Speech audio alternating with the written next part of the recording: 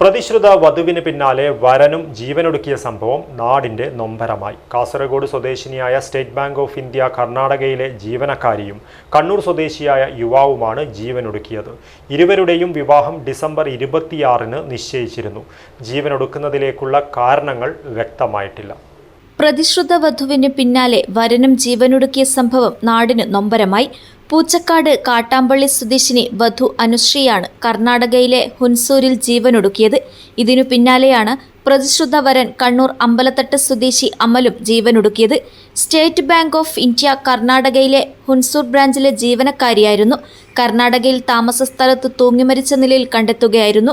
ഇതിനു പിന്നാലെയാണ് പ്രതിശ്രുത വരൻ കണ്ണൂർ അമ്പലത്തട്ട് സ്വദേശി അമലും ജീവനൊടുക്കിയത്. അമൽ എറണാകുളത്ത് ബാങ്കിലെ ജീവനക്കാരനാണ്. രാവിലെ 9 മണിയോടെയാണ് നഗരത്തിലെ ലോഡ്ജിൽ ജീവനൊടുക്കിയ നിലയിൽ കണ്ടെത്തിയത്. അമലിനെ വീഡിയോ കോൾ വിളിച്ചായിരുന്നു അനുശ്രീ ജീവനൊടുക്കിയത്. ഡിസംബർ 26-ന് ഇവരുടെ വിവാഹം നിശ്ചയിച്ചിരുന്നു. പൂച്ചക്കാട് കിഴക്കേക്കരയിലെ കെ ചന്ദ്രന്റെയും റീനയുടെയും മകളാണ് അനുശ്രീ. ജീവനൊടുക്കുന്നതിലേക്കുള്ള കാരണങ്ങൾ വ്യക്തമായിട്ടില്ല. 2 സംഭവങ്ങളിലും പോലീസ് അസ്വാഭാവിക മരണത്തിന് കേസെടുത്ത് അന്വേഷണം ആരംഭിച്ചു. News bureau, Kanhangad.